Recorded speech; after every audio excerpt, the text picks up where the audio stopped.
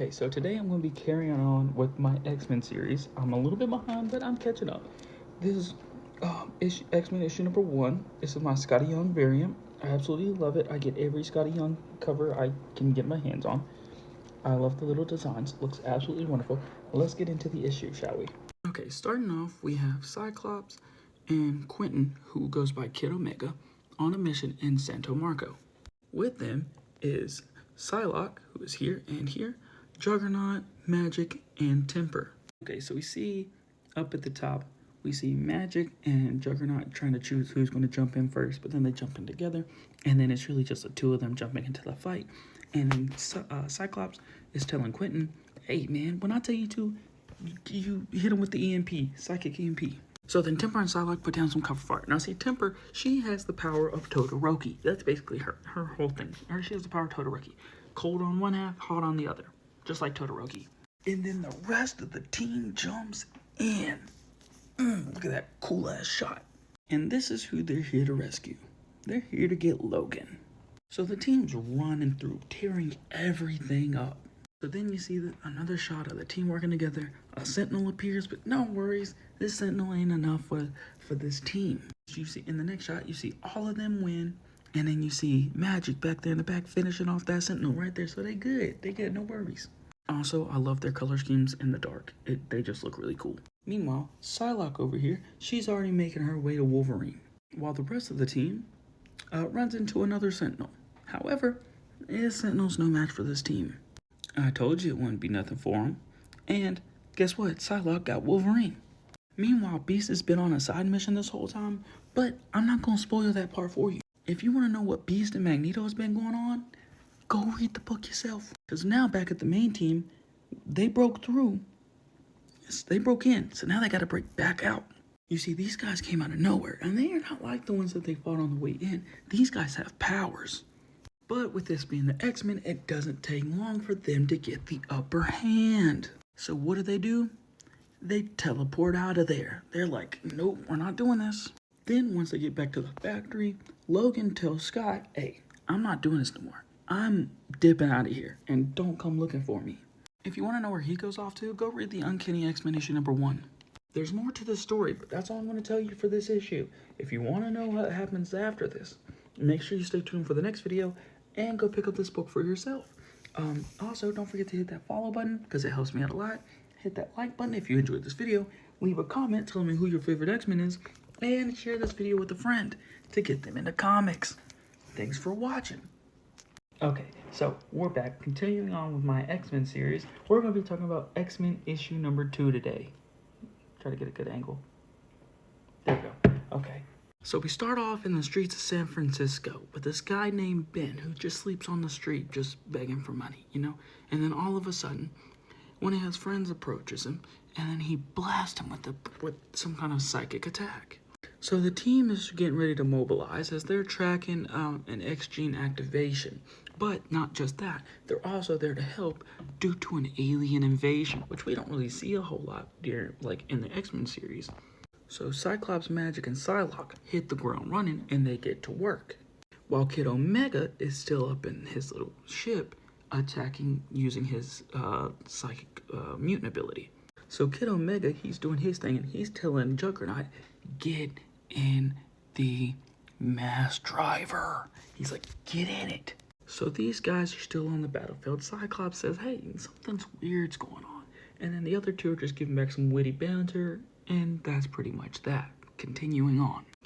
Cyclops is like, there's only been 2 kind of alien families, but they don't fit this description. These are not those kind of aliens. And so Magic is like, let's get to the bottom of this. Let's interrogate one. And Psylocke is like, now you're speaking my language. But back over to Juggernaut, he loads up into the mass driver. Yeah, the mass driver. He's loading up, so y'all should know what's going on. And so once he's loaded in, Temper gets ready. She's like locked and loaded, weapons hot. And yes, it's exactly what you thought it was. They're turning Juggernaut into a gigantic bullet. Like, look at this. You can't tell me this doesn't go hard. Like, it's so cool even the team recognizes it. And then Psylocke finishes up her interrogation in there and she realizes there's nothing going on in here.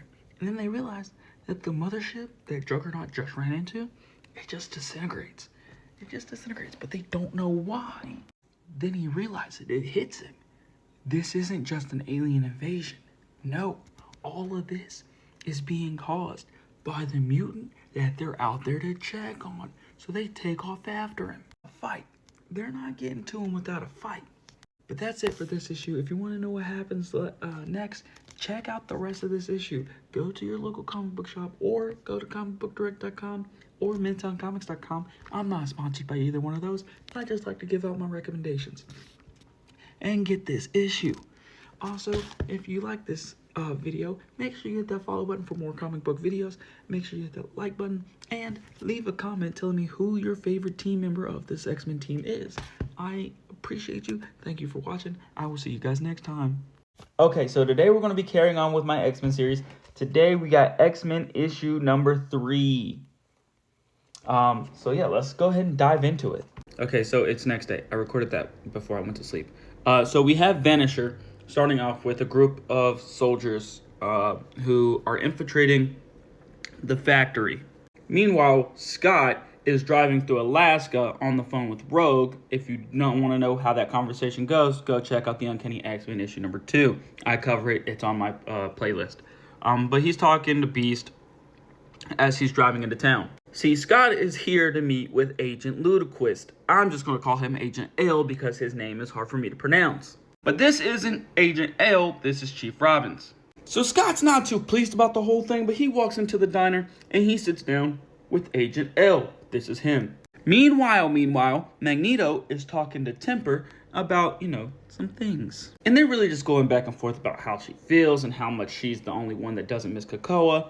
And they use a bunch of metaphors about their powers to talk things through. So meanwhile, Scott's sitting down with Agent L, and they're just talking about a couple things. They're talking about the incident over in San Francisco and how the U.S. government gave Scott the factory. And the agent was like, oh yeah, y'all were supposed to just stay there. Y'all ain't supposed to come out and do nothing. But Scott was like, no, that was a settlement from the lawsuit that I won.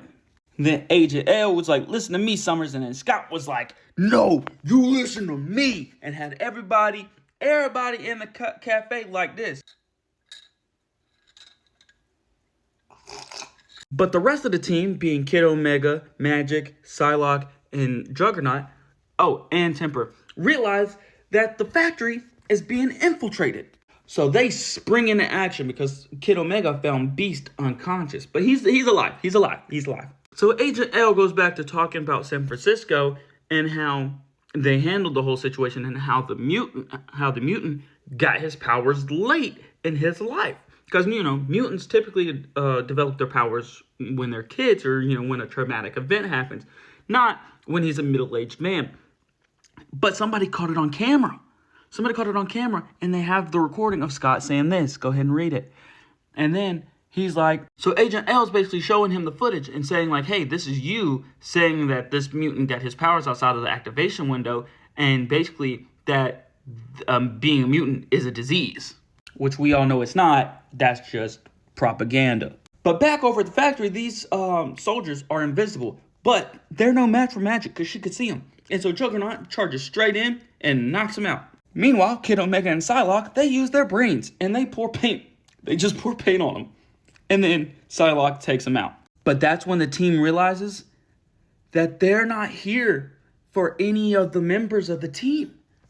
They're not. And then Scott and Agent L, they just continue on their conversation basically about Agent L wanting Scott to stay out of their way because he doesn't want to deal with Scott at all, period. But that's going to be it for issue number 3. If you like this video, make sure you hit that follow button for more comic book content. Also, make sure you hit that like button if you enjoyed this video. And leave a comment. Let me know which X-Men issue has been your favorite so far. Do you like the X-Men series? Do you like the Uncanny X-Men series? Let me know in the comments below.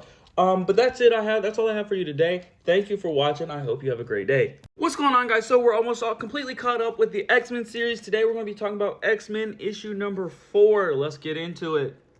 So we start off with Magic playing chess with this mysterious texter person. We don't know who they are yet until Temper interrupts her. The reason Temper interrupts Magic is because this guy comes up on the TV. Now, he's a mutant. His name is Trevor Fitzroy, okay? He's going to play a part in this later, okay? Just keep him in mind.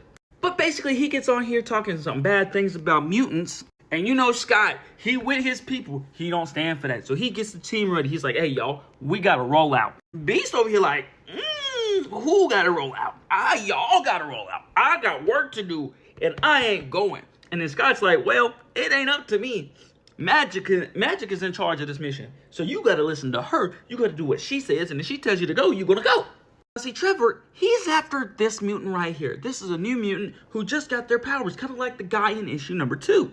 So the team spawns in and they jump into action. They don't waste no kind of time. Now you see Magic, she don't like the kind of stuff that he was spitting either. So she's like, you is mine. Bring that ass here, boy. And they get to scrapping. He's like, you cute. You think you the only teleporter? Here, have some magma. What?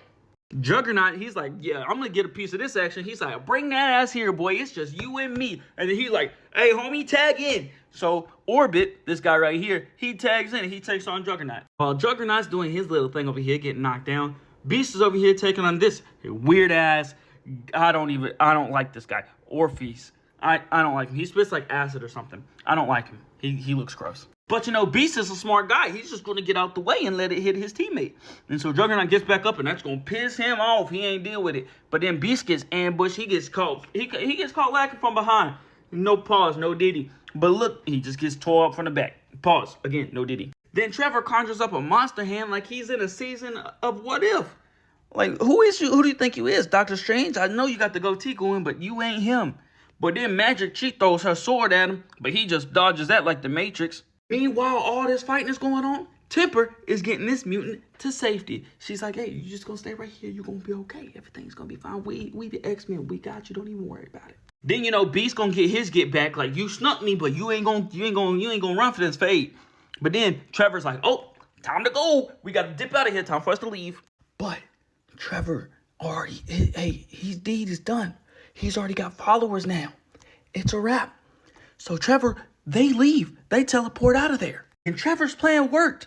The media is saying that he humiliated the X-Men. And where did he go? He went back to this lab. And who is he talking to? Because they're talking about getting new mutants. They're trying to get the new mutants. They're trying to round up a bunch of them new mutees that had just, you know, have opened their abilities. But it's clear he works for somebody. So who does he work for exactly? You thought I was just going to spoil everything for you? No, go read the book. But then they're back at the factory and they're talking about what happened. And then Magic, she goes and continues her game of chess with a mysterious figure. Now, I want y'all to let me know in the comments who you think this figure is. But that's going to be it for issue number 4. If you like this video, make sure you leave a like. Make sure you hit that follow button for more comic book content. And leave me a comment. Let me know who you think the mysterious figure is playing chess with Magic. And who was behind my head in that one picture. Let me know in the comments down below. Thanks for watching. Okay, so we're finally caught up on the X-Men series. Today we're talking about X-Men issue number 5. Let's get into it. Oh, before I get started, this issue does contain just a little bit of some, and so just bear with it. I will try to block out as much as that as possible. It's not a whole lot, but it is just a little bit, so I figured I'd give that warning. Okay, so we start off this issue with Psylocke and John Greycrow. They've been love interests for quite some time, but this is where we start off. They have a brief discussion about how they are weapons. They've always been weapons, and she needs to be put to use. She can't just sit around. However, he doesn't have the same mindset. He just kind of wants to live his life, and she needs purpose. So she's like, you could come with me, but I gotta go.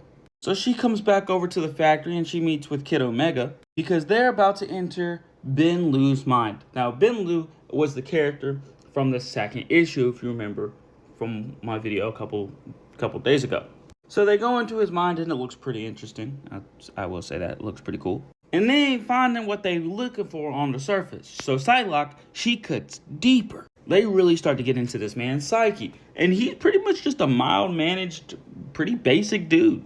That wasn't until the day he got abducted.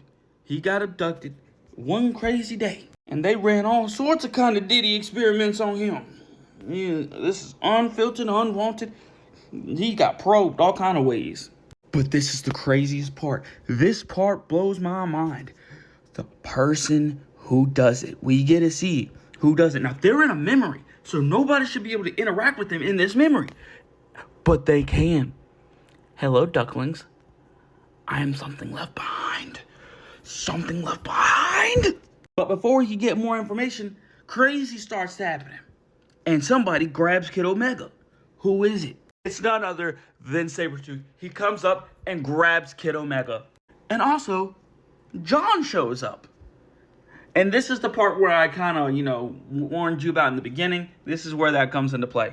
So Sabretooth got Kid Omega by the head. And he basically just running him down like, hey, nobody loves you. Everybody left you. Nobody likes you. He's just trying to break him down real bad. Meanwhile, John and Psylocke over here, they kind of going through it. And I'm just really going to cover this right here. This part's going to be covered for people's safety's reasons. But you could just take a guess at what kind of conversation they're having. And then Kid Omega finally realizes that this was all Psylocke's doing. This is all in Psylocke's head. And I don't know if this is confirmed or not. This could just be in her head. This could just actually be what was actually happening. I'm pretty sure this is actually what was happening. But you could tell what happened here. I'm pretty sure this was actual real. She was in his head, and this is what happened. And she says, I'm not strong enough to break us out of this. And Kid Omega was like, well, I am. And he jets them the hell out of there. He gets them up out of there. So they snap out of it. Ben's awake. And they find out that people are making New Mutants. It's a group called 3K. Now, we also know who does it. But guess what? I'm not going to tell you. Because why would I do that? I want you to go read the book. So go pick up the book. But that's it for issue number 5. Now we're completely caught up. If you enjoyed this video, make sure you use your mutant powers to hit that like button. Also, leave me a comment. Let me know who you think that person who was in the Ben's memory. Let me know who you think they were. Also, if you enjoyed the comic book content, make sure you hit that follow button for more, because I'm going to be bringing them to you back to back. Don't even worry about it. They coming. Thank you for watching. Question: what happens when a little girl confronts the X-Men at an anti-mutant protest? Well, that's the exact question that's going to be answered in X-Men issue number 6. Let's dive into it. Okay, so we start the issue off with Temper talking to Kid Omega about some protesters that are, just hanging outside the X Factory. And he's like, I could get rid of them, but what's the point? But then Temper notices this little girl and the hand sign that she's making. So they get called into a group meeting, right? And they're like, yeah, we've seen these things happen on 3 occasions. 2 of which decided to stay at the factory with the X-Men. So after a bit of talking, these 2 decide to stay at the factory. They're not going to go back to the previous lives because everybody thinks he's dead, and she looks like that now, so she can't go back to her old life. So then after that, Magic just up and leaves. So Temper goes following after Magic, and he's like, you just got a new chess piece, didn't you? That's why you left. And obviously, she's still playing chess with that mysterious figure from the previous issues. And then she's like, we need to go find that little girl. So Magic lets Temper in on a little secret. They already know who those protesters were. And they already know who the little girl is. Then Temper basically tells Magic, you ain't as blonde as you let people think. And she's like, duh, because if I did, then I would have more responsibility. And I don't want that. So see, here's the thing about the little girl, right? She's a mutant. Her mom still doesn't know. She's a mutant. And she can't tell her mom because her mom, she don't like the mutant kind. She kind of, she don't like the mutants. But after a brief conversation with her mom kind of like, you know what? I'm tired. I'm going to go take a nap. And you just hang out here. And the little girl's like, that's weird. You don't normally do that. And obviously, because it was Magic. Magic's the one that put her mom to sleep. Now back at the factory, Scott and Psylocke are having a little sparring match while Beast and Magneto have a heart-to-heart kind of conversation where Beast is basically saying, like, I'm not the man I used to be, but I'm still trying everything I can to cure you. And then the fight continues. But back over at the cabin, we see her. She's like, what did you do to my mom? And she's like, yeah, we just put her to sleep. You're fine. Listen, we knew what you did the hands on. We understand. It's okay. You could come with us. You could tell us what's going on. And she's like, yeah, I don't think I'm a mutant. I know I'm a mutant. And that's where they're like, what? What? And now back at the factory, they doing dishes. They clean it up. And then Hank is like, I know what it's like to grow into a different body. And I know what it's like to be different. And they gotta have like a brief little connection right there. A little flirty action, if you know what I mean. But all that gets interrupted when Magic and Temper come walking back in with this little kid. And Scott and the rest of the team is like, hold on, man. Did y'all just kidnap a little kid? Y'all can't just be kidnapping little kids. And then she's like, yeah, well, she's a mutant, so she came with us. And then Scott's like, no, you still can't do that without the consider her guardian. And then Temper is like, yeah, but you remember that thing that happened a while back, and where we couldn't figure out what happened to it? The Sentinel that just kind of froze, and you couldn't figure out what happened. Yeah, that one. Yeah, well, it was her. It was her. She did it. She made that happen. She froze that big ass Sentinel. That little girl did that. So that little girl powerful. And we're gonna see later on what she actually can do. But that girl powerful. She took down that Sentinel by herself. But that was the end of issue number 6. If you enjoyed this, make sure you hit that like button and leave a comment telling me, who your favorite character on this series is. And then, if you enjoy the comic book content, make sure you hit that follow button because I'll be bringing you more videos. And that's all I got for you this time. I'll see you guys in the next one. I hope you have a great one. Bye. What's going on, guys? We're back with X-Men issue number 7. Now, this one was a pretty good one, so let's go ahead and jump into it. I'm not wasting no time. Okay, so we start off with a flashback of Scott sitting at his old family cottage outside of the factory. And just kind of being a little hard on himself, reminiscing about the things that had happened in the past. That is until Magneto shows up. But back in present day, they're inside the factory and they're talking to the little girl about her being a mutant gene and how they were going to test her DNA and how it's not going to hurt her at all. But back in the past, Scott is talking to Magneto, and Magneto's like, hey, this whole broody thing, this is kind of like Wolverine's thing. Why are you doing it? And he's like, well, I've been through a lot. And he's like, yeah, but Wolverine has time. He's basically immortal. He's got time for that. You ain't got time for that. You need to get back out there. And it's a pretty good conversation. I kind of agree with Magneto. And so Scott's basically like, okay, you win. We'll have a conversation. We'll talk about it. And that's what they do. They share cheap beer, and then they sit down and they talk. But back at present day, they're still sitting with the little girl. They're letting her eat. They're just making her feel welcome. And because they think she's a mutant.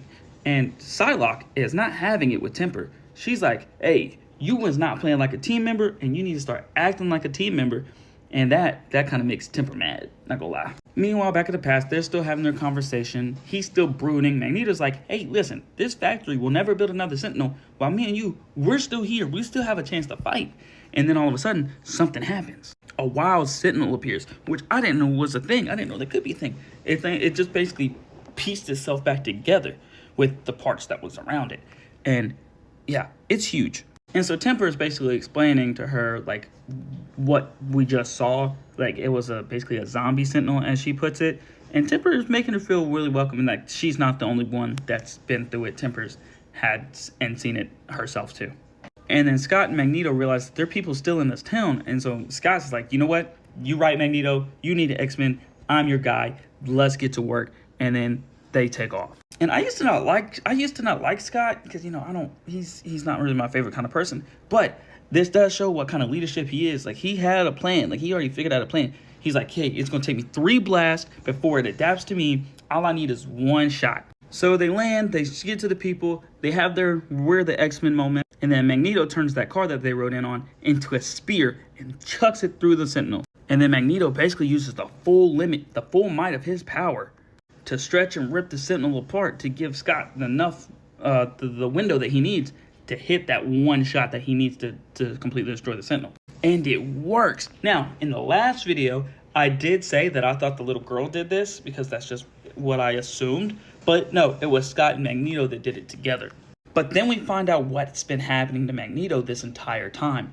He's losing control of his powers due to this mutant virus. And it's this sickness that's been causing Hank to try to cure Magneto.